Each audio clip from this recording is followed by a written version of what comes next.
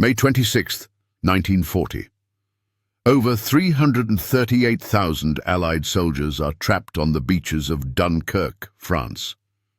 The German army has them surrounded. Hitler's tanks are closing in. This should have been the end of the war. But what happened next became known as the Miracle of Dunkirk. The British Expeditionary Force had been fighting for 2 weeks straight. The German blitzkrieg had torn through Belgium and France with terrifying speed. By late May, British, French and Belgian troops were pushed back to the coast with nowhere left to run. The English Channel was behind them. The Wehrmacht was in front. They were sitting ducks. Then something inexplicable happened. On May the 24th, Hitler issued the infamous halt order. German tanks, just miles from Dunkirk, were ordered to stop. General Heinz Guderian called it the most disastrous decision of the entire war. But why did Hitler do it? His tank commander had lost nearly 50% of his armoured forces and wanted to regroup. The marshy terrain around Dunkirk wasn't ideal for tanks. Hitler was nervous, afraid to take chances. Some historians believe he wanted to conserve his armour for the next phase of the invasion. Others think he wanted to let the Luftwaffe finish the job. Whatever the reason, it gave the Allies 3 precious days. Winston Churchill, Prime Minister for only 16 days, ordered Operation Dynamo to begin. The Royal Navy scrambled every available ship. But there was a massive problem. Dunkirk's beaches were too shallow for large destroyers to get close. The troops were stranded in the surf, waiting in shoulder-deep water under constant bombardment from German dive bombers. That's when the call went out to British civilians. The Ministry of Shipping needed every boat that could float. And the response was extraordinary. Over 850 civilian vessels answered the call. Fishing boats, pleasure yachts, lifeboats, ferries, even a houseboat. They became known as the Little Ships of Dunkirk. Some owners insisted on sailing their own boats. Others had their vessels requisitioned without permission. Naval officers and experienced volunteers manned the fleet. These little ships braved mines, torpedoes, and relentless attacks from the Luftwaffe.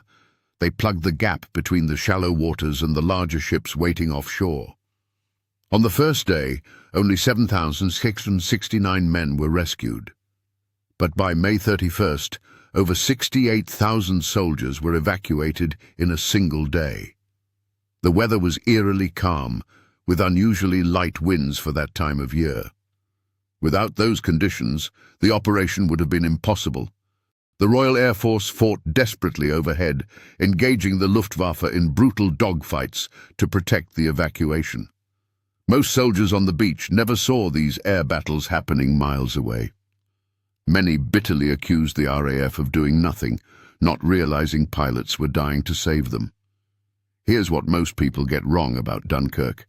The little ships are legendary, but they didn't evacuate most of the men. Over 2/3 of the soldiers, 239,465 men, were rescued via the East Mole, a narrow sea wall extending into deep water. Only 98,761 came off the beaches.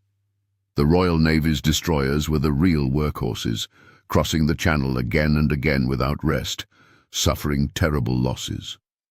Over 220 vessels were sunk during the operation, including more than 100 of the little ships.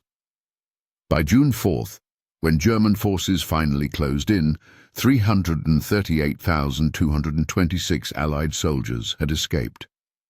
The British left behind 76,000 tons of ammunition, 400,000 tons of supplies, 2,500 guns, and 64,000 vehicles. Around 68,000 men didn't make it out. 11,000 were killed.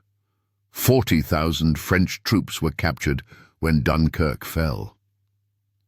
Churchill warned Britain not to call it a victory. Wars are not won by evacuations, he said, but by saving the bulk of Britain's trained and experienced army. Operation Dynamo changed everything. If those men had been lost, Britain would have had no defense against invasion. The war might have ended right there. Instead, Those soldiers would go on to fight in North Africa, Italy, and eventually return to France on D-Day. The Miracle of Dunkirk wasn't just about escape, it was about survival, and it gave the Allies a fighting chance to win World War II.